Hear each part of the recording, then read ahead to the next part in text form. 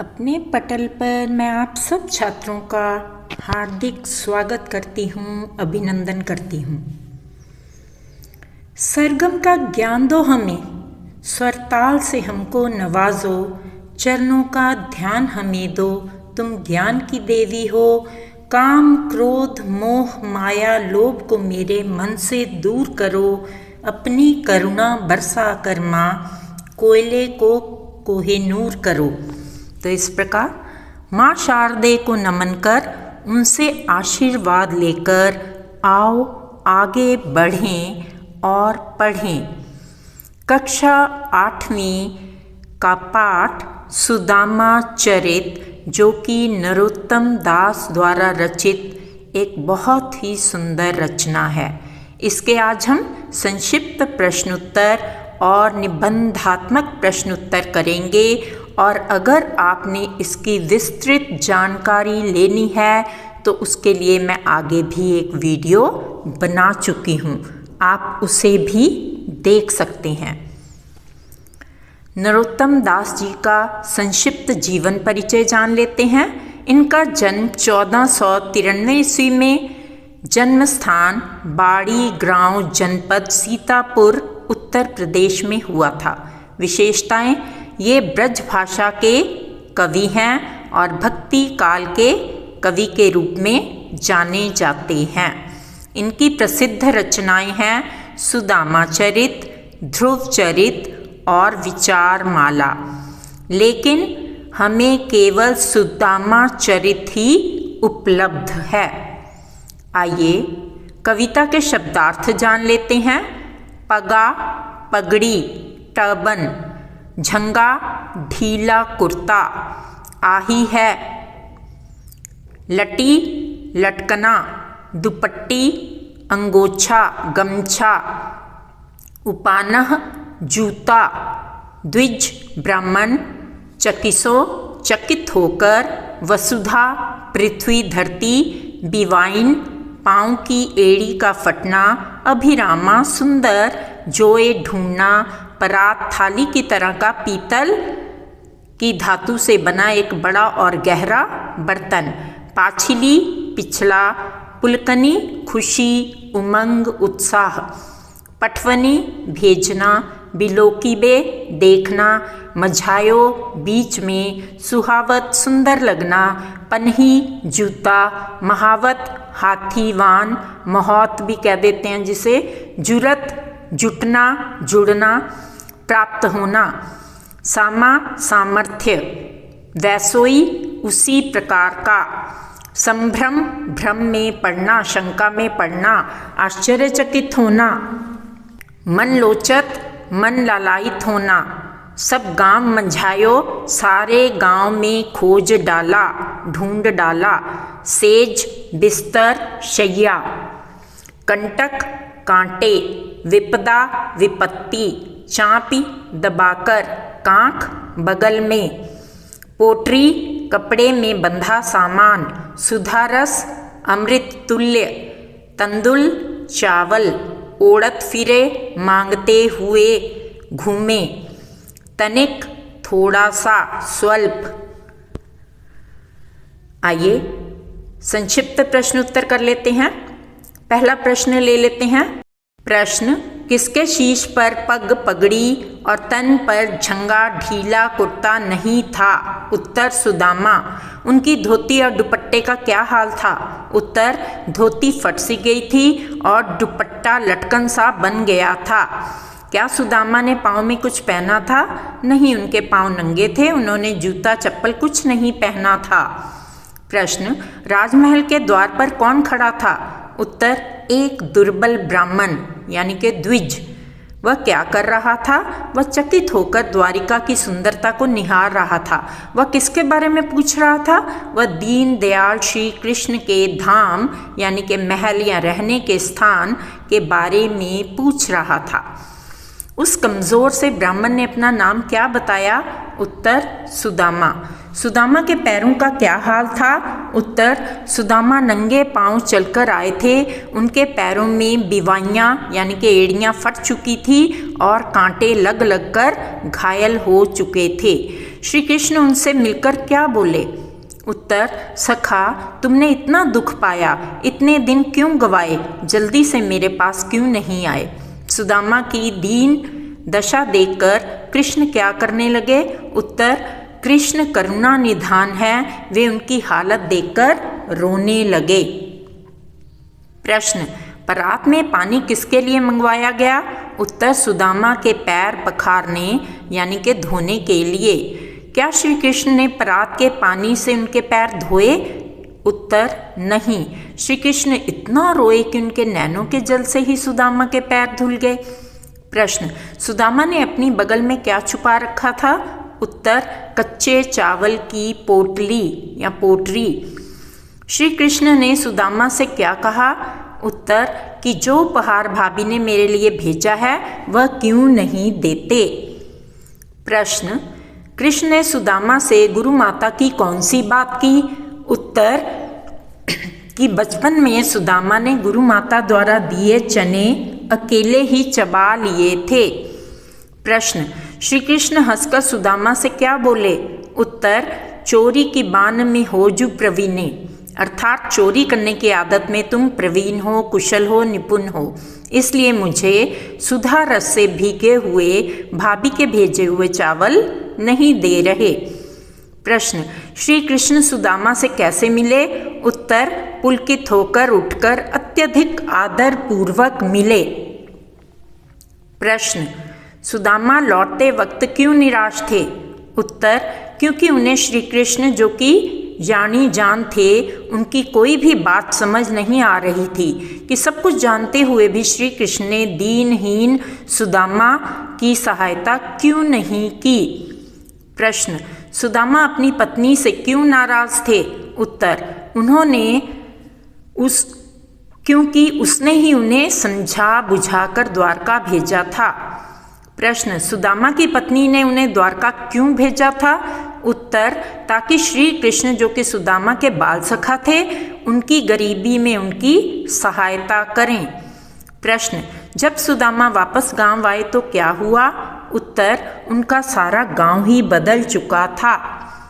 प्रश्न, उनकी झोंपड़ी किसमें बदल चुकी थी? उत्तर, उनकी झोंपड़ी एक महल में बदल चुकी थी। प्रश्न, उनके महल के आगे क्या खड़े थे? उत्तर, उनके महल के आगे हाथी, हाथीवान, घोड़े आदि खड़े थे। प्रश्न, गांव वापस आकर पांडे सबसे क्या पूछते फिर रहे थे? उत्तर, अपनी झोंपड़ी का पता। प्रश्न, गांव वापस आकर सुदामा ने क्या देखा? उत्तर, कि उनकी टूटी फूटी झोंपड़ी भी वहां नहीं है। प्रश्न, झोंपड़ी की जगह क्या बन चुका था? उत्तर, सोने के महल। प्रश्न, पहले सुदामा के पास पहनने के लिए जूती तक नहीं थी, आज उनके द्वार पर कौन खड़े थे? उत्तर, हाथीवान यानी के हाथी और महावत। प्रश्न, पहले सुदामा कहाँ सोते थे? उत्तर, कठोर भूमि पर, आज उनके पास सोने के लिए क्या था? उत्तर, कोमल सेज यानी के बिस्तर। प्रश्न, पहले सुदामा को कैसा भोजन ग्रहण करना पड़ता था? उत्तर, गरीबी में कोदों और सवा का भोजन ग्रहण करना पड़ता था। आज श्री कृष्ण की कृपा से खाने को उनके पास क्या है? उत्तर, किशमिश, द्राक्ष, दाख यानी के मेवे, रेजिंग्स। निम्नलिखित प्रश्नों के उत्तर दीजिए। ये आपके दीर्घ प्रश्न हैं, लंबे वाले लॉन्ग क्वेश्चन आंसर्स। सुदामा की दीन दशा देखकर श्री कृष्ण को की क्या मनोदशा हुई? अपने शब्दों में लिखिए। उत्तर, सुदामा की दीन दशा देखकर श्री कृष्ण को बहुत दुख हुआ। सब पर करुणा करने वाले श्री कृष्ण दया से भर उठे और रोने लगे। प्रश्न 2, पानी परात को हाथ छुओ नहीं नैनन के जलसों पग धोए, पंक्ति में वर्णित भाव का वर्णन अपने शब्दों में कीजिए। उत्तर, कृष्ण और सुदामा परम मित्र थे। कृष्ण राजा थे और उनका मित्र अत्यधिक गरीबी का जीवन जी रहा था। जब सुदामा दीन अवस्था में श्री कृष्ण के पास पहुँचे तो कृष्ण अपने बाल सखा की दशा को देखकर दुखी हो गए।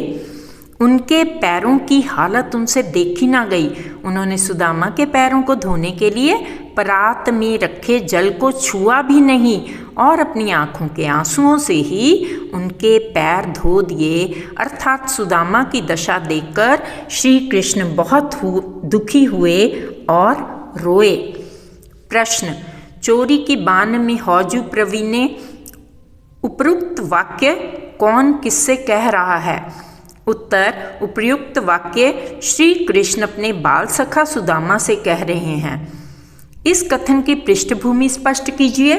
उत्तर, जब सुदामा अपने बाल सखा श्री कृष्ण से मिलने के लिए उनके महल द्वारिका पहुंचते हैं तो उनके राशि ठाठ को देखकर पत्नी द्वारा भेंट स्वरूप दी गई चावल की पोटली देने में संकोच करने लगे। श्री कृष्ण ने देखा कि सुदामा एक पोटली को बार बार अपनी बगल में छिपा रहे हैं, तो उन्होंने उनसे पूछ ही लिया कि भाभी जी ने जो मेरे लिए उपहार भेजा है वह मुझे क्यों नहीं देते?